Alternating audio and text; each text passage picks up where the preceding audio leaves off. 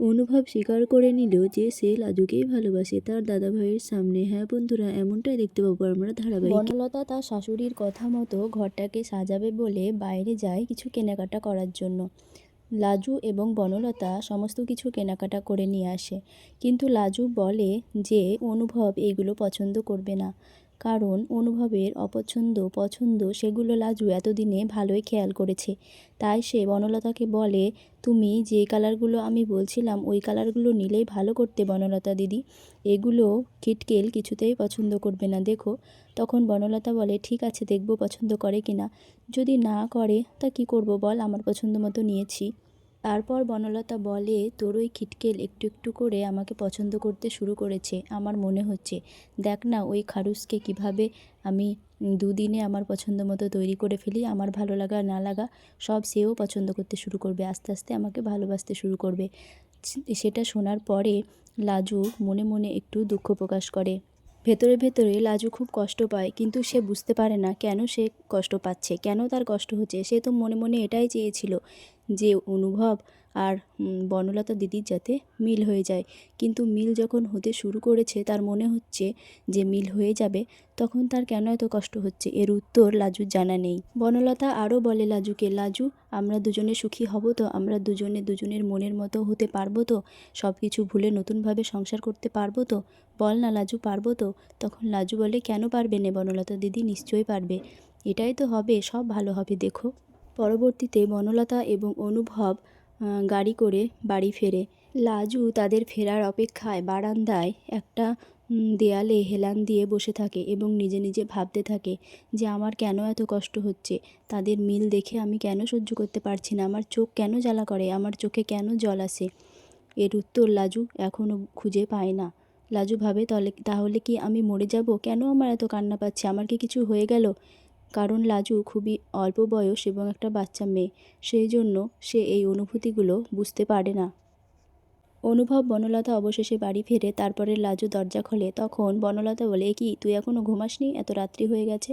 তখন অনুভব লাজুকে বকাবকি করে, কেন তুমি দরজা খোলার জন্য এখানে বসে আছো, আমাদের কাছে তো চাবি আছে, আমরা তো ঢুকে পড়তে পারবো, তুমি কেন বসে আছো। তখন লাজু বলে, কেন বসে থাকতে পারি নে, বাড়ির মানুষ বাইরে থাকলে বসে থাকতে হয় না বুঝি। তখন অনুভব বলে, না বসে থাকতে পারো না, এটা তোমাদের গ্রাম না যে তুমি বসে থাকবে, এই বলে রাজুকে বকাবকি করে। তখন লাজু বলে, ঠিক আছে ভুল হয়ে গেছে, আর কখনো হবে না। তখন বনলতা বলে, তুমি সামান্য ব্যাপারে এত কেন বকছো ওকে অনুভব, ও তো ইচ্ছা করে, ও তো ভালোই করেছে। লাজুর এই দরজা খোলার ব্যাপারটা তার বৌদি অর্থাৎ অনুভবের দাদার বউ লক্ষ্য করে এবং সে মাঝরাত্রে উঠে এসে সেই ঘটনাটা দেখে। তারপরে বিছানায় শুতে যায় এবং অনুভবের দাদা তাকে জিজ্ঞাসা করে, কোথায় গিয়েছিলে। তখন তার বৌদি তার দাদাকে সমস্ত কিছু খুলে বলে।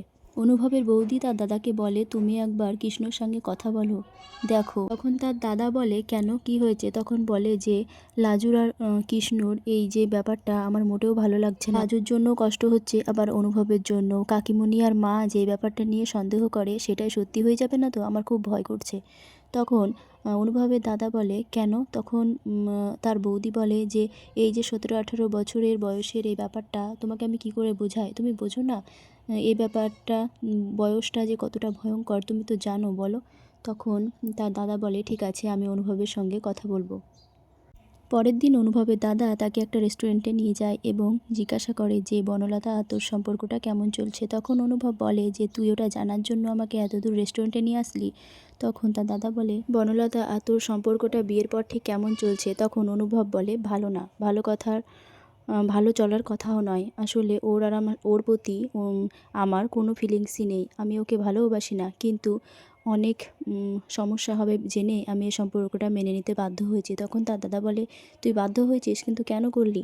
তখন অনুভব বলে, অনেক সমস্যা হবে, মা কাকিরা তাদের মতের বিরুদ্ধে যাওয়া হবে, তখন অন্য কোনো মেয়ের সঙ্গে আবার আমাকে বিয়ে দেবে, আমি সেটা চাই না, আর একই জিনিস বারবার করতে, তাই মেনে নিয়েছি। তখন তার দাদা বলে, তাহলে কি তোর জীবনে অন্য কেউ এসেছে। তখন অনুভব বলে, যদি বলি হ্যাঁ তাহলে।